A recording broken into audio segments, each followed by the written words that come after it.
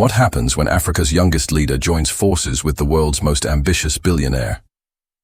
Ibrahim Traoré and Elon Musk are building a project so powerful it could change the balance of global power forever. And the world's elites are panicking. Even Donald Trump, watching from afar, is left shocked and scrambling. This is not just politics, it's a battle for the future. Stay with us as we uncover betrayal, courage, and the moment Africa rose to lead the world. Don't forget to like, share, and subscribe for more powerful stories that the mainstream will never show you. The desert night was silent, broken only by the faint hum of an engine. Beneath a sky crowded with stars, a convoy of 3 armored vehicles moved slowly across the dunes, their headlights off, their movement tracked only by the satellites far above. Somewhere in the vast emptiness of the Sahara, where the wind carried the scent of sand and secrets, a meeting was about to take place. It was a meeting no one had expected, one that intelligence agencies could hardly believe was real. For in one of those vehicles sat a man whose name had become a symbol of resistance, a figure whispered across African capitals with both reverence and fear. Ibrahim Traoré, the young captain turned leader of Burkina Faso. And in another vehicle, arriving from the opposite direction, was a figure equally enigmatic but known to every corner of the globe. Elon Musk, the billionaire inventor, space pioneer, and master of disruptive technology. The desert became their witness. 2 men, from worlds apart, converging under the cover of night. The world above watched in silence, American and European satellites capturing the grainy images, analysts in windowless rooms of Washington and Brussels leaning forward in disbelief. What could a young revolutionary soldier and the world's richest entrepreneur possibly want from each other? Whispers began in power corridors. Rumors spread like wildfire. The Pentagon classified the meeting as a matter of national security. Donald Trump, then still the commanding force of American politics, was woken from his sleep with a classified brief. He listened, half drowsy at first, then wide awake as the words sank in. Sir, it appears Elon Musk is building an alliance with Ibrahim Traoré. Trump's advisors warned him this was not business as usual. This was not about rockets or cars. This was something deeper, something that could redraw the map of power. And as the desert winds howled, the 2 men finally stood face to face, their silhouettes outlined against the starlit horizon. No microphones, no cameras, no world leaders present, just a handshake in the shadows, sealed away from history books, yet destined to shake the world. And what they planned that night would soon terrify Washington, confound Wall Street, and leave Donald Trump utterly stunned. The story of that secret pact cannot be told without understanding the man who carried Africa's hopes on his shoulders. Ibrahim Traoré did not rise from privilege, nor from wealth, but from the soil of a land that had known centuries of hunger, betrayal, and exploitation. Born in Burkina Faso, one of the poorest nations on earth, his childhood was filled not with luxuries, but with the harsh realities of survival. His people's stories were heavy with despair, farmers trapped by drought, mothers burying children lost to famine, entire villages forgotten by the modern world. The global stage hardly noticed. The world measured Burkina Faso, not by its people's worth but by its gold reserves, its strategic location, and its role as a pawn in a larger game. Western powers came with promises of aid, but each dollar came with strings, loans that bled the country dry, contracts that shipped resources abroad while leaving the people in chains. Ibrahim grew up watching this injustice with burning eyes. When he chose the path of the military, it was not out of blind loyalty to the state, but out of a conviction that something had to change. He studied history, the stories of Sankara, Lumumba, Nkrumah, leaders who dared to dream of an Africa unshackled. He trained his body as fiercely as he trained his mind, preparing not just to fight wars, but to fight for a future his people had long been denied. By his mid-30s, when destiny thrust him into power, the world dismissed him as too young, too inexperienced, too reckless. Western capitals smirked, calling him a temporary figure who would vanish like the countless others before him. But they were wrong. For behind the quiet eyes of the captain was a storm waiting to break. While Ibrahim battled shadows in Africa, across the ocean, another figure was charting his own unpredictable course. Elon Musk, a man equally revered and ridiculed, was not a politician but a visionary obsessed with bending reality to his will. From rockets piercing the stratosphere to electric cars rewriting the auto industry, Musk thrived on chaos, daring to attempt what others deemed impossible. Yet, beneath the flamboyance, there was calculation. He knew that technology was more than invention. It was power. Whoever controlled the energy grids, the satellites, the data pipelines, controlled the future. And while Musk dreamed of Mars, he also understood that Earth's battle for control was far from over. His companies were entangled in endless battles, regulators breathing down his neck, investors questioning his sanity, governments trying to rein him in. He needed new ground, a place where his ideas could be unleashed without suffocation. And when his eyes turned toward Africa, it was not just out of curiosity, it was recognition. Recognition that the youngest continent on Earth, rich in resources and brimming with potential, was the sleeping giant no one wanted awakened. That was when their paths crossed. Two men, born continents apart, yet both outsiders in their own ways. Both mocked, underestimated, doubted. Both carrying the burden of vision. Meanwhile, across the Atlantic, Donald Trump was not amused. By the time the intelligence reports confirmed the meeting, his paranoia had already taken root. The thought of Musk, an American citizen, striking secret deals with an African military leader sent shivers down his spine. Trump had built his empire on deals, leverage, and control, and here was one of America's brightest innovators choosing to gamble with someone the West considered a wild card. Trump paced the halls of his residence, barking at aides, demanding answers. What were they plotting? Why in the desert? Why in secret? Was Musk selling rockets, satellites? Or was it something far more dangerous? Independence. The reports were vague but alarming. Satellite images showed construction sites in West Africa, sprawling grids hidden beneath tarps, and underground tunnels being dug at a pace that defied normal explanation. Intercepts suggested advanced energy systems, encrypted communications, and plans for something called the Black Star Project. For Trump, this was betrayal. Musk was supposed to be America's asset, its symbol of innovation. And now, whispers suggested he was conspiring with a revolutionary captain to build a network outside Washington's control. Trump's fury turned to panic. Because he understood something few others grasped. The balance of the 21st century was fragile.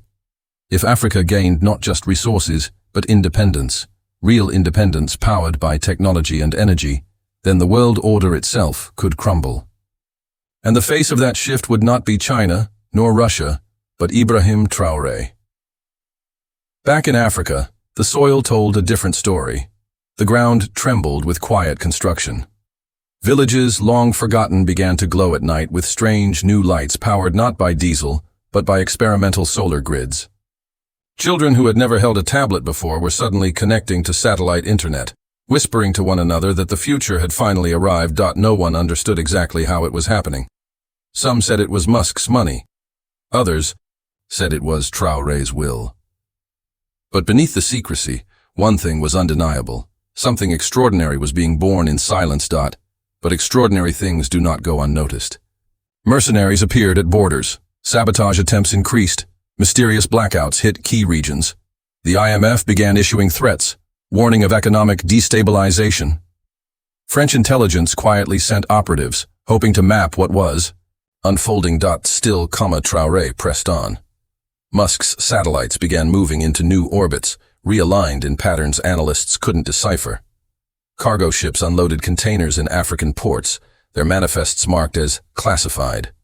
Engineers whispered of an underground facility stretching for miles, hidden beneath layers of sand and steel. The world didn't yet know what the two men were building.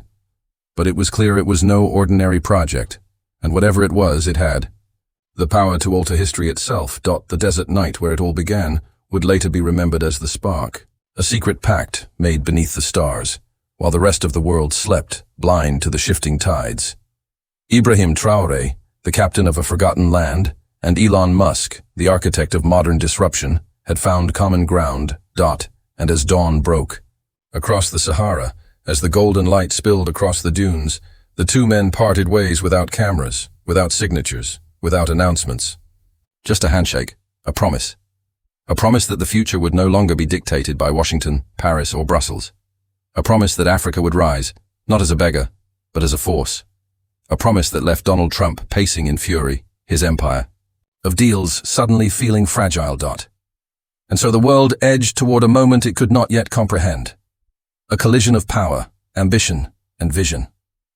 A mystery unfolding beneath the surface, gripping the world in silence. For what Ibrahim Traoré and Elon Musk had set in motion was not just business. It was revolution wrapped in secrecy, fueled by technology, and destined to leave Trump and the world utterly stunned. The desert handshake had ended, but the tremors it unleashed began to ripple across continents. In the weeks that followed, shadows moved where the world could not see. Across Burkina Faso, construction sites expanded under guarded secrecy. Trucks rolled through the night carrying equipment shielded by tarps. Armed soldiers patrolled perimeters while engineers in unmarked uniforms worked by floodlight. No press releases. No announcements. Just silence. A silence that whispered of something monumental. And yet, silence is rarely safe. The more hidden the project remained, the more powerful the rumors grew. In Washington, the Situation Room flickered with screens showing satellite feeds. American analysts zoomed in on images of unfamiliar structures rising from the Sahel. Heat maps revealed subterranean activity, tunnels, reactors, or perhaps something worse. Donald Trump leaned forward in his chair, his face bathed in the glow of intelligence briefings. His advisors spoke in hurried tones, presenting graphs, intercepted communications, and risk assessments. One word kept returning, again and again. Independence. Not independence in the abstract, but something concrete. A network, a system, a force that could bypass Washington entirely. Trump's hand slammed the table. He could smell betrayal. Elon Musk, America's most unpredictable innovator, had taken his genius and was now aligning it with a young African soldier. This isn't business, one general whispered. This is insurgency through technology. And the more they studied it, the clearer it became. Traore and Musk weren't just building factories. They were building an infrastructure that could rival the West. In Africa, hope flickered like a fragile flame. Villages long forgotten by history began to feel the pulse of something new. Lights appeared where darkness had reigned. Children who had once studied by candlelight now touched glowing screens, their faces illuminated by the blue hue of knowledge. Farmers irrigated their lands using solar-powered pumps. Traders connected to markets far beyond their borders through encrypted satellites. The whispers spread. Traore was bringing the future. But with hope came danger. One night, a convoy carrying high-capacity batteries was ambushed outside Ouagadougou. Explosions tore through the desert air, leaving smoldering wreckage and charred steel. The attackers melted into the darkness, leaving behind no insignia, no trace. Only questions. 2 weeks later, a sabotage team infiltrated a power hub in northern Burkina Faso. They planted charges to collapse the facility, but local villagers spotted them. In the chaos that followed, the saboteurs vanished, but the message was clear. Someone wanted the project destroyed before it was born. The suffering of ordinary people deepened the stakes. In the markets, food shortages worsened. Droughts stretched across the land, famine looming like a ghost. Mothers cradled skeletal children, their cries echoing against the silence of forgotten hospitals. Soldiers went unpaid for weeks, their loyalty tested as hunger gnawed at their households. And yet, whispers of the project gave them just enough hope to endure. They endured the pain not because life had improved, but because they believed Traore was building something worth the struggle. That belief became a weapon. For every act of sabotage, more people rallied behind him. For every blackout, more. Villagers guarded the wires with their lives. Far away, Trump's paranoia hardened into action. He authorized covert operations under layers of deniability. Private contractors were dispatched into West Africa, operating in the gray zones where governments could not officially tread. Their orders were simple: disrupt, destabilize, and destroy. Money flowed into the hands of regional warlords. Arms shipments appeared along porous borders. Old rivalries were stoked into flames, designed to tear apart the fragile fabric Traore was weaving. At first, the strategy seemed to work. Ethnic militias clashed in the countryside. Sabotage increased, entire shipments vanished into the night. Washington's fingerprints were invisible, but the chaos bore its signature. Trump believed time was on his side. If he could stretch the conflict, bleed the project slowly, then eventually Musk would withdraw, Traore would fall, and Africa would once again be contained. But the resilience of the people shocked the planners. One village, after its newly built solar hub was burned, rebuilt it with their own hands, using salvaged parts and Musk's engineers who refused to leave.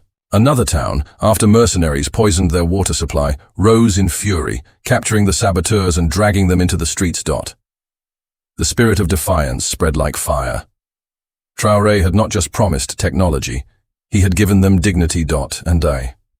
Dignity, once awakened, is impossible to kill. But shadows still lurked within his own circle. Among his generals, loyalty was uneven. 3 senior officers, long uneasy with Traore's growing influence, began whispering in hidden rooms. They resented the secrecy, the bypassing of traditional power. They wondered why Musk was trusted while they were sidelined. And as sabotage grew, they began to ask themselves, what if this entire alliance was leading their nation into ruin? The whispers turned to plans. Documents were leaked. Aides disappeared. Meetings grew tense. Traore felt the pressure tightening, but he pressed forward, unwilling to betray the pact sealed in the desert night. Elon Musk, for his part, operated with unnerving calm. His engineers worked round the clock, protected by Burkinabe soldiers. Satellites in orbit were quietly shifted, forming new constellations invisible to most analysts. Shipments arrived in containers mislabeled as agricultural equipment, and, beneath the desert, in a facility that would later be spoken of only in myth, the true heart of the project was nearing completion. The Black Star Network. It was not just energy. It was not just internet. It was an independent system, a fusion of renewable grids, satellite communication, and encrypted AI control. A network that could bypass Western banks, governments, and corporations. A network that could make Africa its own master. Washington's panic deepened.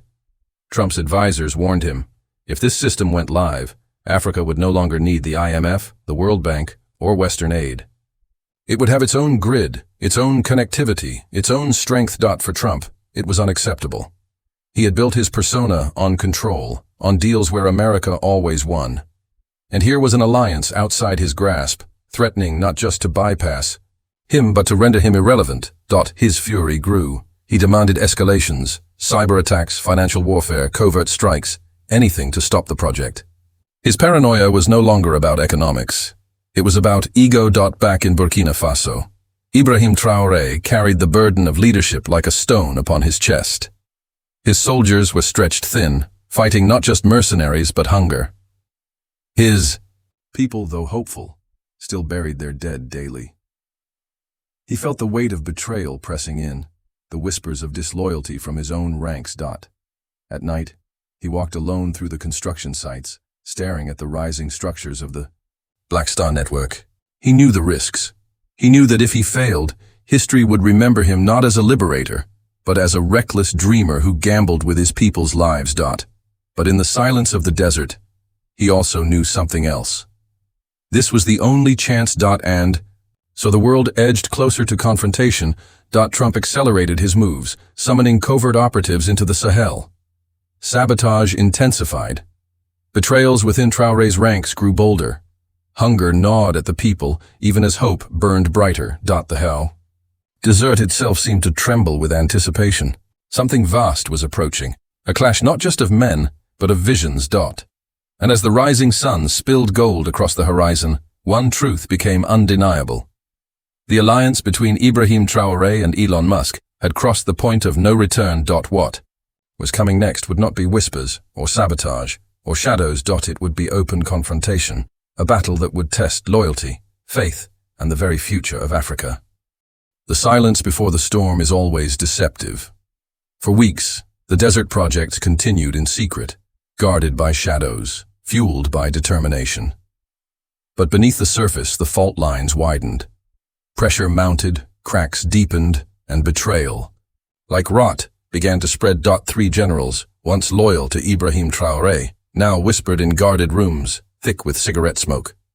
They met not in public offices, but in abandoned compounds, away from the eyes of the young president's spies. Their language was cloaked, their intentions concealed, but their purpose was clear. Ibrahim had gone too far. He trusts a foreigner more than his own commanders, one spat, his voice trembling with rage. He risks all of us, another added. If this fails, the West will crush us, and when they come, they will not come for him alone. They will come for us, our families, our legacies. The third remained silent longest, staring at maps of the underground facilities, at intercepted communications, at the strange patterns of satellites blinking across the night sky. When he finally spoke, his words cut like steel. If Traore succeeds, we are no longer generals. We are relics. And so the betrayal took root. In Washington, Donald Trump no longer relied on whispers. His patience had snapped. The reports, piling onto his desk, painted a picture too dangerous to ignore. The Black Star network was weeks, perhaps days, from completion. Musk's satellites had already repositioned, forming a new constellation that analysts admitted they could not fully decode.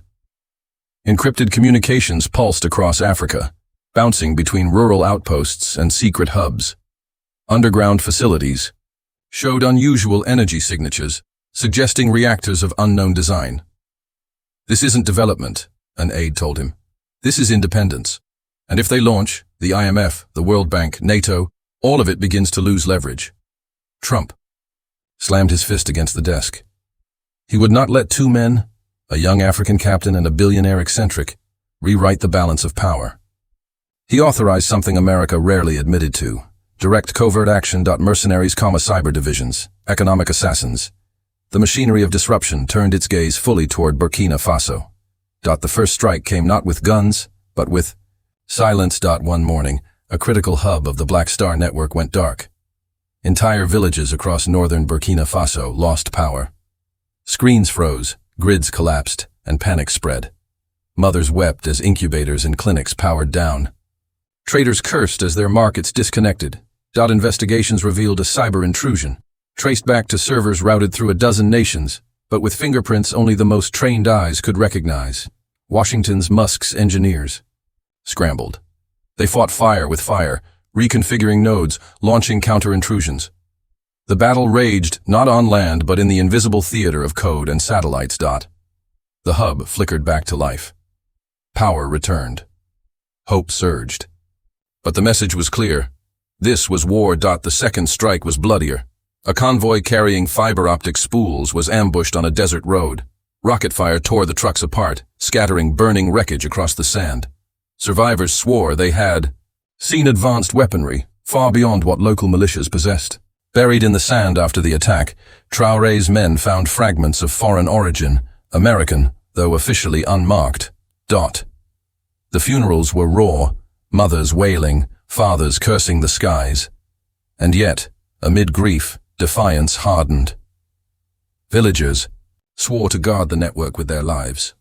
Soldiers pledged their rifles not to generals but to Traore directly. The captain had become more than a leader. He was becoming a myth. But myths do not shield from betrayal. Inside Ouagadougou, the three generals made their move. They reached out to Washington, sending coded signals. They promised access, intelligence, sabotage from within. In return, they asked for guarantees, safety for their families, wealth beyond their current reach, and, most of all, power when Traore fell. Washington listened.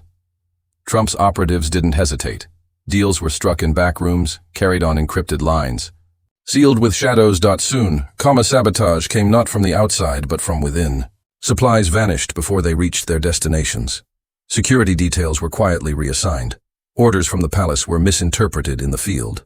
Traore's circle tightened as paranoia whispered in his ear. Who among them could he truly trust? Musk remained composed, but even he saw the danger. He warned Traore that the network was vulnerable not to external assault, but to treachery at its heart. He pressed for acceleration. The system, though incomplete, could be activated in phases. Better to launch half a star than none at all. But Traore hesitated. His people were already suffering. To launch prematurely risked collapse. If the system failed, hope itself might die with it. Every decision became a knife edge. Delay, and Trump's operatives would close in. Rush and the Dream might shatter under its own weight. Meanwhile, the suffering of ordinary people reached breaking point. Food shortages became famine. Rivers dried, fields cracked, and hunger spread like wildfire. Mothers carried limp children into clinics with no medicine.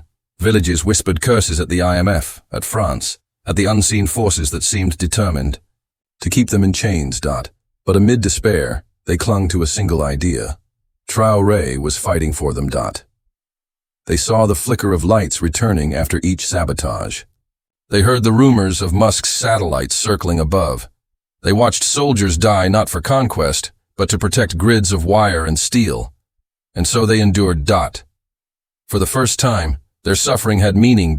In Washington, Trump's fury reached a fever pitch. He demanded proof of progress. He demanded victories. When his advisors hesitated, he threatened, raged, paced the Oval Office in volcanic anger. The idea of being outmaneuvered by a captain from Burkina Faso was unbearable. Reports came in. One hub destroyed, but 2 rebuilt. A convoy attacked, but 3 others defended successfully. Cyber strikes launched, but met with counter-hacks. Traore and Musk were proving harder to crush than anyone had anticipated. Trump's rage boiled into obsession. He ordered a plan No one dared to speak aloud. A final strike to annihilate the project at its core. In the desert, as night cloaked the world, Ibrahim Traoré walked alone through the underground facility. The hum of machines surrounded him, the glow of screens reflecting against the steel walls. Engineers worked tirelessly, their faces gaunt with exhaustion but burning with resolve. He stopped before a massive chamber, cables snaking across the floor, servers stacked like towers, turbines humming with restrained power. This was the heart of the Black Star Network. Here lay the future, or the grave, of his people. Traoré placed his hand on the cold steel. He felt the weight of centuries pressing upon him, the chains of colonization, the hunger of his ancestors, the broken promises of foreign aid. All of it rested here, in the beating heart of a dream guarded by shadows. He knew the enemy was closing in. He knew betrayal coiled in his own ranks. He knew Trump's fury would not stop until either he or the project was ash in the sand. And yet he did not waver. The storm was gathering. The 3 generals finalized their betrayal, passing coordinates to shadow operatives. Washington's strike teams prepared to move.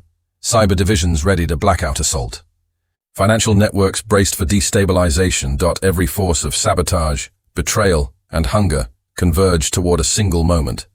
The coming showdown that would decide whether the Black Star Network rose to the skies or collapsed into the dust. The desert air thickened with anticipation, the kind that precedes catastrophe. And as the first drones lifted into the night, their engines purring like predators, the world teetered on the edge of revelation. The next hours would determine not just the fate of a nation, not just the destiny of a continent, but the balance of the world itself. For in the clash between Ibrahim Traoré, Elon Musk, and Donald Trump's unseen hand, history itself was about to ignite. The desert was never truly silent. Beneath the veil of night it carried whispers, the shuffle of boots in sand, the whirring of drone blades overhead, the hum of machines deep underground. On this night, those whispers grew louder, weaving into a storm. The betrayal had been delivered. Coordinates of the Black Star Network's central hub, the underground facility Traoré had guarded with his life, had been transmitted to Washington. The 3 generals who had sworn loyalty now knelt in secret before foreign powers, trading their nation's future for their own survival. In return, a promise had been made. Once Traoré was gone, the West would restore stability. To the generals, that meant power. To the world, it meant chains. And so, in the darkness, forces converged. High above the earth, American satellites repositioned, aligning their eyes over the Sahel. Cyber divisions prepared to plunge the facility into digital blackness. Drones armed with precision missiles circled like vultures. Mercenaries advanced under cover of night, their boots crunching over sand that had buried empires before them. Inside the facility, Ibrahim Traoré felt the storm pressing down. He could sense it in the eyes of his men, in the hurried steps of engineers, in the metallic tang of fear clinging to the air. But he did not flinch. He walked the steel corridors slowly, deliberately, each step echoing like a drumbeat. Around him, servers hummed, turbines spun, lights flickered. This was the heart of the Black Star Network, the culmination of sleepless nights and relentless struggle. To lose it now would be to lose everything. The first strike came as light. A cyber assault surged through the system, flooding servers with false signals, overwhelming defenses. Screens flickered to black. Engineers shouted, fingers flying across keyboards. Musk's team, scattered across bunkers and satellites, fought to repel the invisible invasion. Code met code, firewalls clashed, algorithms bent and cracked. For a moment, silence reigned. Then the system roared back to life. The network survived, but barely. The enemy had tested the gates. The next assault would not be digital. The second strike came as fire.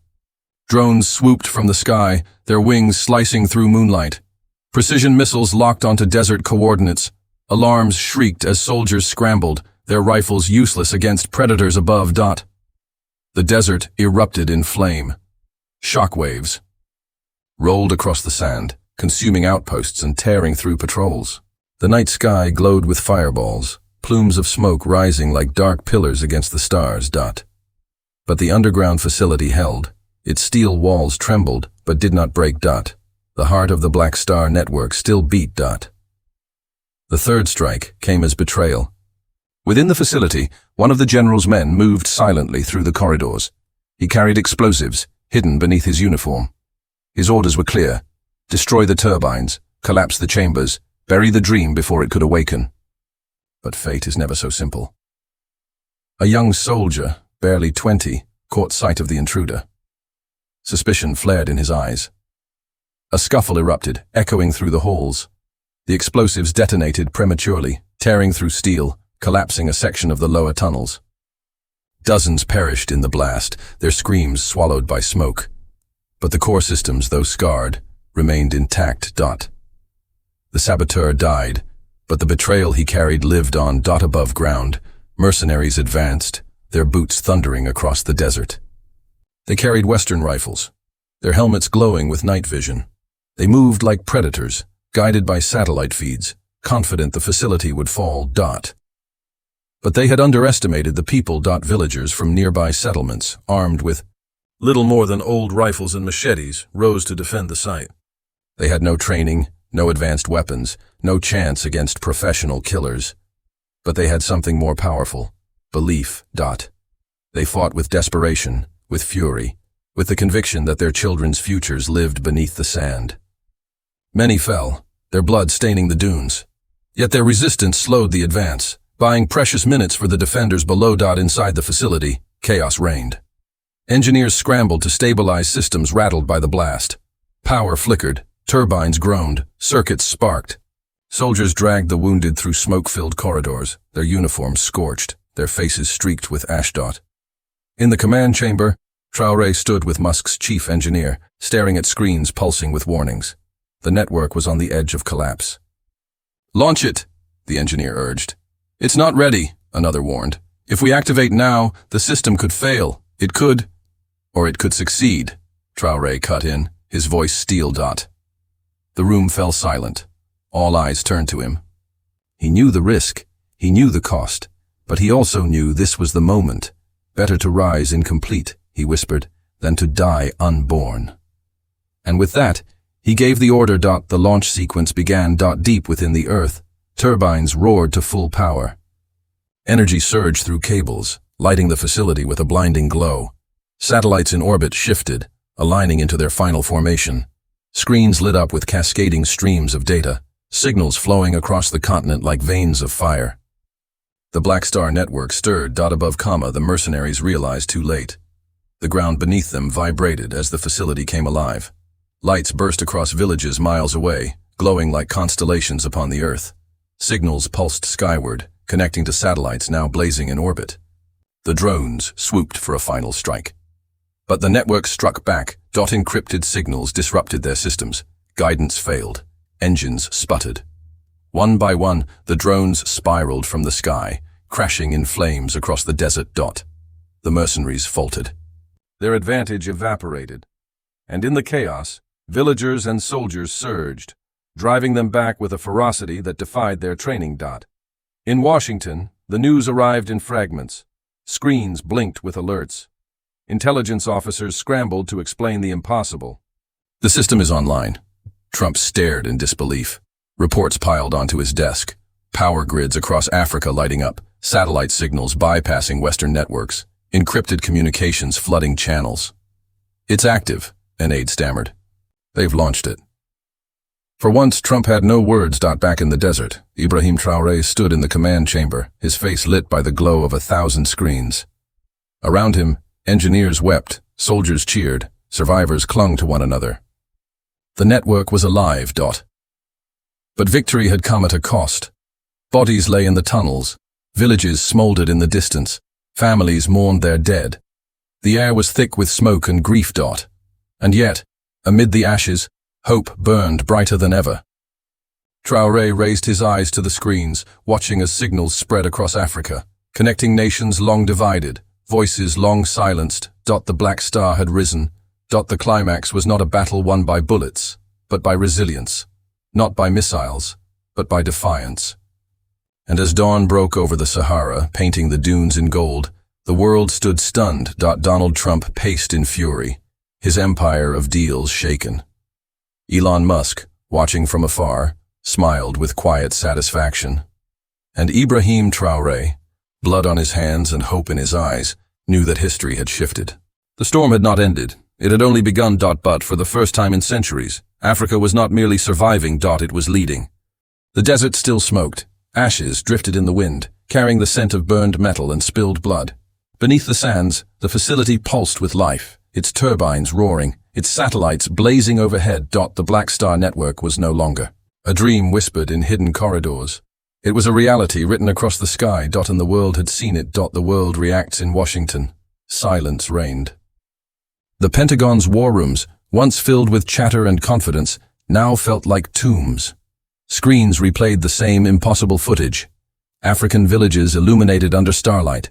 Students connecting to the internet without Western providers. Encrypted signals bouncing between satellites invisible to American control. Donald Trump stormed through corridors, rage boiling beneath his skin. Advisors whispered, journalists demanded statements, markets quaked. "How did this happen?" he roared. But no one could answer, because the truth was more devastating than failure. They had underestimated Ibrahim Traoré. The man they had dismissed as a temporary leader, a military officer in an obscure country, had now shaken the foundations of global power. Worse, he had done it not with tanks or missiles, but with a dream, with technology, with hope. Trump had witnessed rivals before: China, Russia, Europe. But this was different. This was Africa. In Paris, ministers scrambled.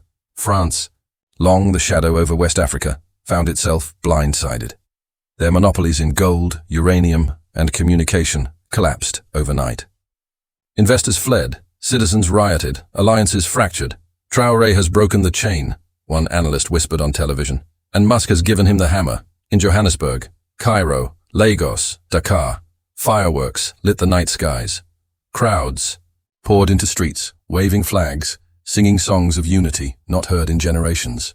From Cape to Cairo, chants rose, Traoré, Africa, freedom. It was not about one man. It was about what he had unleashed. For centuries, the continent had been carved, plundered, silenced. Now it had a voice that no empire could mute. And that voice was speaking in the language of technology, independence, and destiny. The human cost, yet victory carried its scars. In villages near the desert, families buried their dead. Mothers wept over sons who had faced mercenaries with little more than courage. Soldiers stood silent over comrades lost in the tunnels. Engineers worked with bandaged hands, refusing to leave their stations even as wounds bled. Traoré walked among them, not as a distant ruler, but as a grieving brother. He knelt beside graves, held the hands of widows, carried the bodies of children. His uniform was stained with soot and sorrow. He knew the price of progress had been written in blood. And he vowed that sacrifice would not be forgotten. Elon Musk's transformation for Elon Musk, the moment was bittersweet. Long criticized as a reckless billionaire chasing vanity projects, He had found in Traore a partner unlike any before. Together, they had built something greater than rockets or cars. They had built a bridge between vision and survival, between Silicon Valley and the Sahel.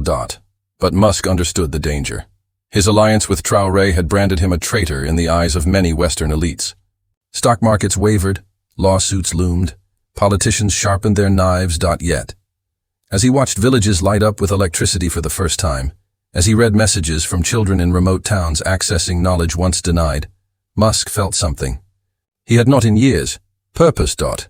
This was not just innovation. This was revolution. Traore, the symbol in Ouagadougou, the capital of Burkina Faso, crowds awaited their leader. When Traore returned, exhausted, scarred, but alive, the streets erupted in thunderous applause. Men raised their fists, women ululated, children clung to his boots as though touching him meant touching the future. But it was not only his nation. Across Africa, murals of Traore appeared overnight, his face painted on walls, his name sung in chants, his image shared in millions of digital messages. To some, he was a soldier. To others, a savior. To all, he was a symbol. A symbol that Africa could rise not as a shadow of others, but as a force of its own. The ripple effect. The Black Star network expanded rapidly. Within weeks, villages once cut off by deserts connected to global education. Farmers gained real-time weather updates. Doctors in remote clinics accessed knowledge from across the globe. But beyond technology, something deeper stirred. Nations began to question the old deals. Why sell uranium for pennies when their people still lived in darkness? Why bow to the IMF when a neighbor had broken free? Protests erupted across Africa. Peaceful at first, then powerful. Leaders long considered untouchable trembled as chants of Traore, Traore filled their capitals. This was no longer just about one project. It was about freedom. Trump's panic. Donald Trump could not sleep. Every night, screens replayed. The same haunting image, Traore standing in the desert, blood on his face, fire in his eyes. As satellites ignited the sky. What if Africa unites? He muttered to his advisors. What if Musk gives them more? But his words were not questions. They were fears. Trump had built his legacy on dominance, on deals where America always won. But in one night, that illusion shattered. A young African leader and a controversial billionaire had done what superpowers could not, rewrite the script. For Trump, it was not just a geopolitical loss. It was humiliation. The dawn as weeks turned into months, the desert scars slowly healed. Grass returned to burned villages. Graves were tended with flowers. New schools rose, powered by the network. Traore, though haunted by loss, pressed forward. He convened summits, called for African unity, and demanded that no child be left in darkness again. The dream of Sankara, long silenced by bullets, now lived through Traore, amplified by satellites and steel. And yet, the story was not without shadows. Threats lingered.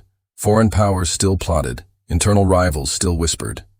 The storm was far from over. But something had shifted forever. For the first time, Africa was not reacting to history. It was writing it. The final question, as dawn rose one quiet morning, Traore stood at the edge of the desert. The sun cast its golden light across dunes that had seen empires rise and fall.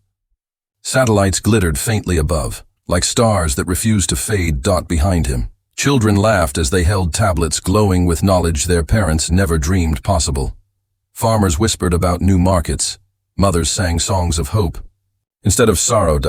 He closed his eyes, letting the wind brush against his face. The world was watching. Trump was raging. Musk was calculating. Generals were scheming. But in that moment, Traore thought only of Africa.